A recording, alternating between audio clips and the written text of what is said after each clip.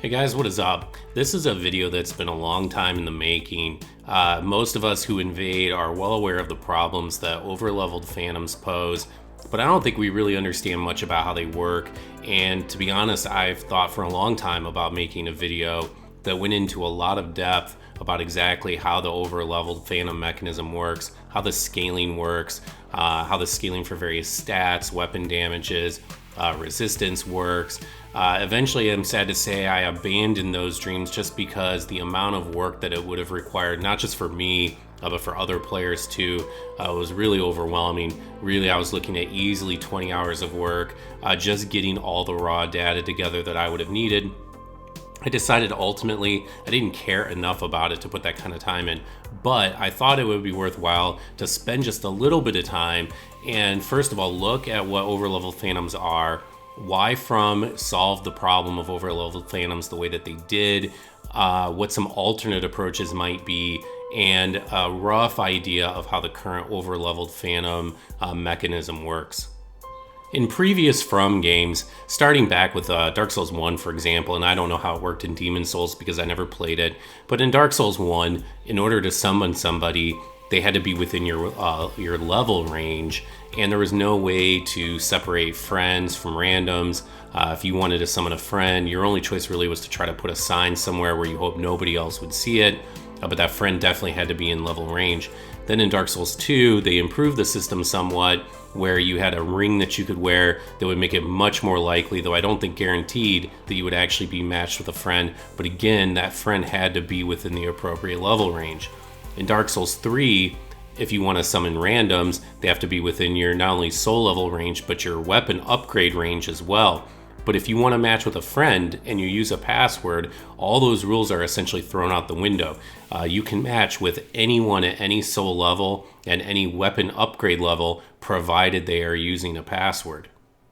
So I think it's clear that the motivation behind the password summoning system was to make the game more accessible, to make it so that new players to the game, maybe they had a friend that played, they would be able to have somebody who could guide them through the game, somebody they could summon where they wouldn't have to worry about details like weapon upgrade levels, soul level ranges, details to which experienced players are pretty easy to master, but for new players could be a little bit confusing. This way it's simple. You set a password, they put their white sign down, and you summon them, and essentially the game engine takes care of the rest. Well, what is the rest? Well, part of that is what I'm going to show you, but I think intuitively most of us have an idea of what it means. It means you need to scale that phantom down to a level that would be appropriate for the summoner. So a summoner at soul level 30, for example, summoning a soul level 200 player, needs to bring that player's stats in line with something that would be typical at 30. Typical defense, typical vitality, typical vigor, typical weapon damages, all those sorts of things need to be calculated and figured in. So before we start talking about how From manages this problem, I think it's useful to think first about how you might solve this problem if you were attacking it from scratch. If you had never played Dark Souls 3 and somebody put this problem to you, how might you go about solving it? So the first and obvious way that you might go about solving this problem is to change the player's stats until they were appropriate for levels. So for example, if you're summoning a soul level 120 player and summoning them into a soul level 30 world, well then you need to bring their stats down until they fit within a soul level 30 player.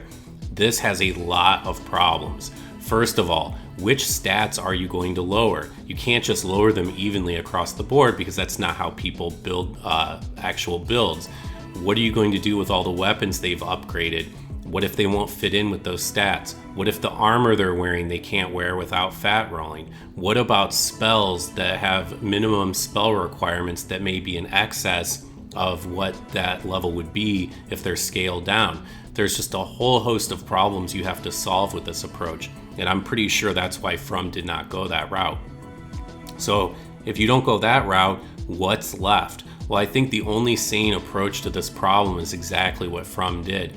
They use some sort of broad-based algorithm to try to determine an appropriate level of vigor, an appropriate level of FP, of stamina, of weapon damage, and of defenses.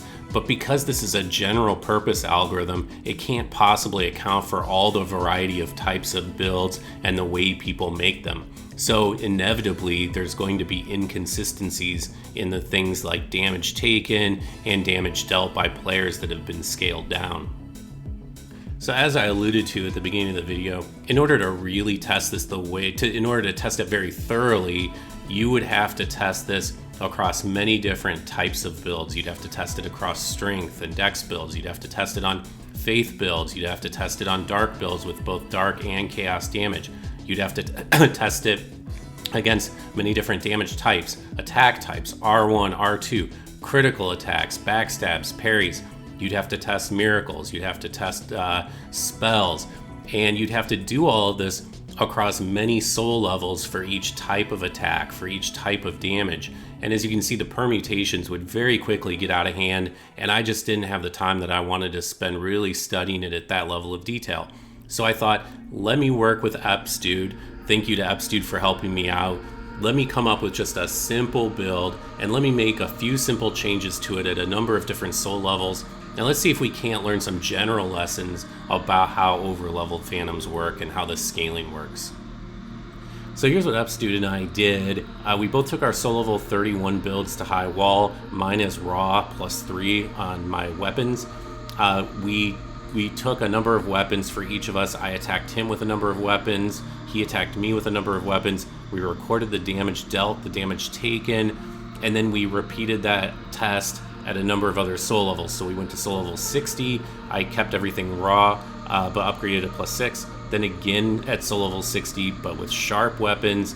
Then I went to soul level 76, +7, and lastly to soul level 90, +10. And when I made these upgrades, in some cases I upgraded my vitality so I was able to wear better armor.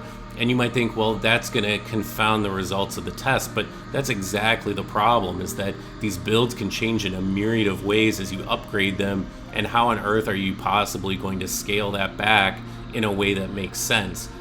That's the problem. The problems you run into testing this are exactly the problems the developers had when they were trying to solve the problem of overleveled phantoms. Okay, so let me share with you the actual results, and hopefully it's legible on the screen.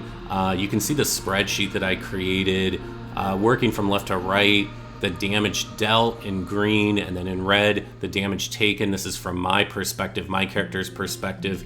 And then the next two sets of columns, on the far right, you have what I call the core stats, the HP, FP, and stamina, and then what they were scaled when I was in EpsDude's world at each soul level. And I'm not going to go through all these examples. You're certainly welcome to look at this in more detail, but there were a couple things that really jumped out at me. The first of which I think probably comes as no surprise to anybody who's invaded. The damage does not get scaled properly. And I think these sorts of problems are even worse on things like buff builds, maybe on dark builds. But if you look at the difference in the damage I dealt between soul level 31 and soul level 90, again, if password scaling were working optimally, these numbers would be exactly the same. There would be no difference. But of course there is a difference. So for example, on the Claymore, I was doing 129 damage. That's not AR, that's the actual damage I was dealing at soul level 31. And then at soul level 90, scaled down, I was doing 166 points of damage. That's almost a 30% increase in damage, which is massive. And I'm sure everybody who invades has witnessed this firsthand, has been put in the blender and gotten absolutely annihilated by an overleveled phantom. So that's the bad, at least from an invader's perspective. The good is the vigor reduction. So if you look, you'll see that my vigor, I did not change at all as I upgraded my character. He was already, I think, at like 34 vigor, but the game continues to scale it down as your soul level goes up. So the higher your soul level goes up, your vigor gets correspondingly diminished, even though you haven't upgraded it. So as an example, at soul level 31, when I was in EpsDude's world with Embered Health, 1504 HP, and then at soul level 90, it was all the way down to 994. Now, I don't think this is a true linear process. Like if I went to soul level 800, I don't think my HP would be at like 100. I don't think that's how it works. It probably flattens out. It's probably logarithmic. But again, I didn't want to take a character to that level to really test that out. So a lot of very interesting things here. And I also calculated a couple of ratios. A ratio of damage dealt to damage taken, because I think that's overall kind of like a survivability indicator. And at soul level 31, that was 1.08. So I was doing a little bit more damage than I was taking on each R1. And that's just comparing Claymore to Dragon Slayer's Axe. But at soul level 90, that ratio changes a lot. My damage taken actually goes up just a hair, but the damage I deal goes up so much more, so the ratio goes from 1.08 to 1.32. That is a substantial difference. So next, I think probably what we'll talk about is, what does all this mean? Like, what were the kind of conclusions that I drew from all this? So broadly speaking, I would say from an overleveled Phantoms perspective, there's a lot of benefits. You don't lose out on any of your poise, your defense doesn't change, you don't lose any of your attunement slots, your Estus is fully upgraded, presumably that doesn't change at all, and you get a big damage buff. And again, I suspect for other build types this damage buff is even larger, but it may be smaller in other cases too. Now on the downside, from an overleveled Phantoms perspective, you get some minimal reductions in FP and stamina. In my spreadsheet, I think it was somewhere on the order of 6 to 8%, 6 to 8, not 68. So not very much, but the vigor reduction is a bigger deal. And I think that's an important point to keep in mind. That is something that definitely hurts the overleveled Phantoms. The other thing is they don't really face trade-offs in the way that most people do. Like, a build is defined not just by what you have and what you have equipped and what you can use, but it's also defined in what you can't use. So if I have a strength build, I can't cast miracles. A high level build, say anything like soul level 300 and above, essentially faces none of these trade-offs. They can cast every spell, they can cast every miracle, they can use every pyro, they can use any weapon in the game, they can use any of those weapons with any infusion, so there's no real trade-off that they have to make. A build like that can do anything, and that's a huge deal. So where does this all leave us? I think it's pretty simple and straightforward that as you upgrade a character and he gets scaled down in another person's world, the damage that you do is most likely going to be excessive. It's going to be much higher than it should be.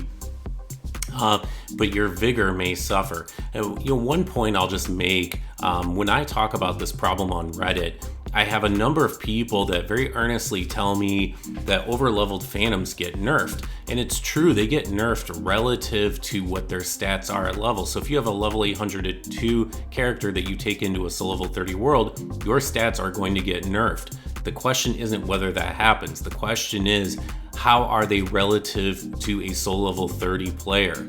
And the evidence I've seen is pretty clear. You will do a lot more damage. Your vigor will probably be lower than you would like. That's the nerf. But the overwhelming benefits that you get as a downscaled Phantom, I think more than compensate for the costs in terms of decreased vigor. Well, guys, I hope you enjoyed this. If anyone's interested in doing more in-depth research or is aware of any more in-depth research, I would really love to hear about it. Thanks so much for stopping by. Take care now.